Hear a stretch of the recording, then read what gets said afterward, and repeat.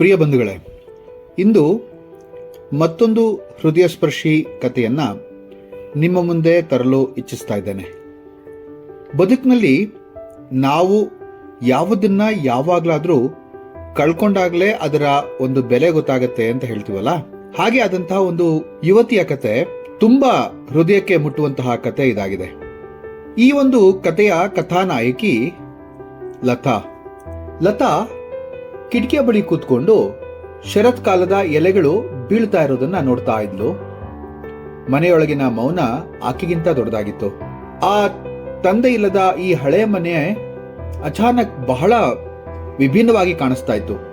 ಅವಳ ತಂದೆ ಅವಳನ್ನ ಬಿಟ್ಟು ಹೋಗಿ ಅವರ ಮೃತ್ಯು ಆಗಿ ಬರೀ 20 ದಿನ ಮಾತ್ರ ಕಳೆದಿತ್ತು. ಇನ್ನು ಅವರ ಧ್ವನಿ ಮನಸ್ಸಿನಲ್ಲಿ ಹಾಗೆ ಪ್ರತಿಧ್ವನಿಸ್ತಾ ಇತ್ತು.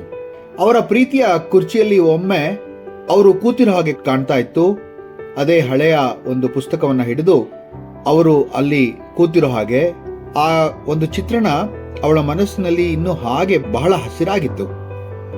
ಆ ಮೌನದ ನಡುವೆ ಅವಳು ಅವರ ಹಳೆಯ ವಸ್ತುಗಳನ್ನ ಜೋಡಿಸ್ತಾ ಇದ್ದಾಗ ಒಂದು ತುಂಬಾ ಹಳೆಯದಾದ ಲಕೋಟೆ ಅವಳ ಕಣ್ಣಿಗೆ ಬಿತ್ತು. ಆ ಲಕೋಟೆ ಕೈ ಹಿಡಿದ ತಕ್ಷಣ ಅವಳಿಗೆ ಮನಸ್ಸಿನಲ್ಲಿ ಏನೋ ಒಂಥರದ ತಳಮಳ, ವೇದನೆ. ಆದ್ರೂ ಕೂಡ ಅವಳು ಆ ಒಂದು ಲಕೋಟೆಯನ್ನ ತೆಗೆಯುವಂತಹ ಒಂದು ಪ್ರಯತ್ನವನ್ನ ಮಾಡ್ತಾಳೆ. ಅವಳ ಕೈಯಲ್ಲಿ ಅಕ್ಷರಗಳ ಮಧ್ಯೆ ತುಂಬಾ ಪ್ರೀತಿಯಿಂದ ಅವಳ ಹೆಸರನ್ನ ಅವರ ತಂದೆ ಬರೆದಿದ್ದು ನೋಡಿ ತುಂಬಾ ಪುಳಕಿತಲಾಗ್ತಾಳೆ. ಆ ಲಕೋಟೆಯ ಮೇಲೆ ನನ್ನ ಪ್ರೀತಿಯ ಲತಾ ಅಂತ ಬರೆದಿರುತ್ತೆ. ಲತಾ ಲಕೋಟೆಯನ್ನ ಹರಿದು ಅದರೊಳಗಿದ್ದಂತಹ ಪತ್ರವನ್ನ ತೆಗೆದು ಓದೋದಿಕ್ಕೆ ಪ್ರಾರಂಭಿಸ್ತಾಳೆ. ನನ್ನ ಪ್ರೀತಿಯ ಲತಾ, ನೀನು ಈ ಪತ್ರವನ್ನ ಓದುವಾಗ ನಾನು ಇರೋದಿಲ್ಲ, ಆದರೆ ನಾನಿನ್ನೂ ನಿನ್ನ ಹೃದಯದ ನೆನಪಿನಲ್ಲಿ ಬದುಕಿರ್ತೀನಿ ಅಂತ ನನಗೆ ಗೊತ್ತು. ನೀನು ಹುಟ್ಟಿದಾಗಿಂದ ಕೇಳದೇ ಇರುವಂತಹ ಒಂದು ಶಬ್ದ, ಎಲ್ಲರಿಗೂ ಅತಿ ಪ್ರಿಯವಾದಂತ ಶಬ್ದ ಅಮ್ಮ. ನೀನು ಆ ಪದವನ್ನ ಕೇಳೇ ಇಲ್ಲ. ಯಾವತ್ತೂ ನಿನಗೆ ಆ ಒಂದು ಕೊರತೆ ಕಾಣದೇ ಇರೋ ಹಾಗೆ ನಾನು ಬೆಳೆಸಿದ್ದೇನೆ ನಿಜ, ಆದ್ರೆ ನಿನ್ನ ಒಂದು ಮನಸ್ಸಿನಲ್ಲಿ ಇರತಕ್ಕಂತಹ ಭಾವನೆ, ಆ ಭಾವನೆಯನ್ನ ಅಳಿಸಾಕುವಂತಹ ಒಂದು ಕೆಲಸವನ್ನು ನಾನು ಯಾವತ್ತೂ ಮಾಡಲೇ ಇಲ್ಲ. ನಿನ್ನ ಮನಸ್ಸಿನಲ್ಲಿರೋ ಭಾವನೆ ಏನು ಅಂತಂದ್ರೆ, ನನ್ನನ್ನ ಹೆತ್ತು ನನ್ನಮ್ಮ ನನ್ನನ್ನ ಬಿಟ್ಟು ಹೊರಟೋದ್ಲು ಅಂತ. ಆದ್ರೆ ಈಗ ಈ ಪತ್ರದಲ್ಲಿ ಆ ಒಂದು ಸತ್ಯವನ್ನ ಹೇಳಬೇಕು ಅಂತ ಇದನ್ನ ಬರಿತಾ ಇದ್ದೇನೆ. ನಿನ್ನ ತಾಯಿ, ಅವಳು ನನ್ನ ಬದುಕಿನ ಬೆಳಕಾಗಿದ್ಲು.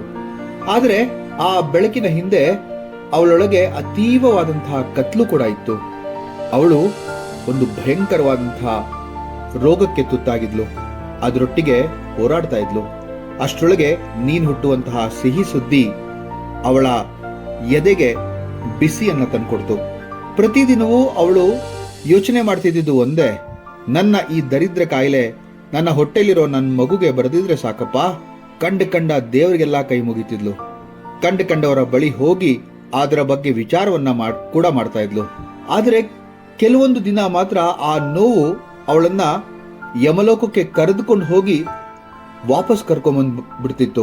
ಅದೊಂದು ಯುದ್ಧದ ಹಾಗೆ. ಅರ್ಥ ಮಾಡ್ಕೊಳ್ಳೋದಕ್ಕೆ ಸಾಧ್ಯನೇ ಇಲ್ಲ ಅನ್ನೋಷ್ಟರ ಮಟ್ಟಿಗೆ ಆ ಯುದ್ಧದ ಕಲಹ, ಆ ಒಂದು ಮನಸ್ಸಿನ ವೇದನೆ ಅವಳ ಒಳಗೆ ಹಾಗೆಯೇ ನುಗ್ತಾ ಇತ್ತು.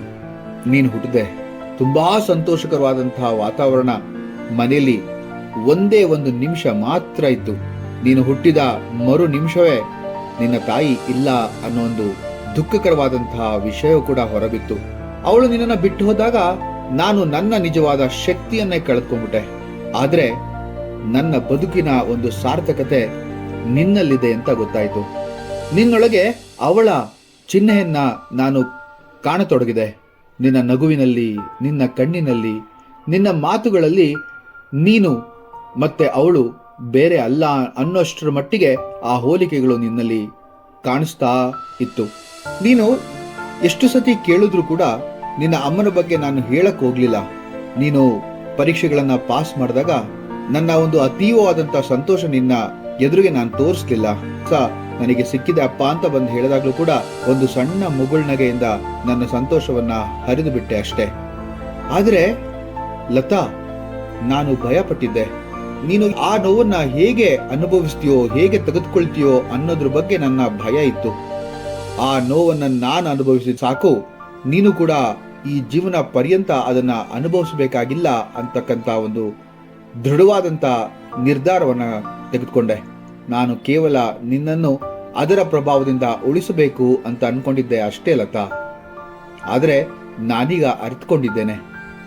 ಅದೇನೆಂದ್ರೆ ಪ್ರೀತಿ, ತಾಯಿಯ ಮೇಲೆ ಇದ್ದಂತಹ ಪ್ರೀತಿ, ಆ ಪ್ರೀತಿ ಕೇವಲ ರಕ್ಷಣೆ ಅಲ್ಲ, ಅದು ಸತ್ಯವನ್ನು ಕೂಡ ಹಂಚ್ಕೋಬೇಕು ಅನ್ನೋದು ನನಗೆ ಈಗ ಅರ್ಥವಾಗಿರುವಂತಹ ವಿಚಾರ. ಆದ್ರಿಂದ ಈ ಪತ್ರವನ್ನ ಬರಿತಾ ಇದ್ದೇನೆ.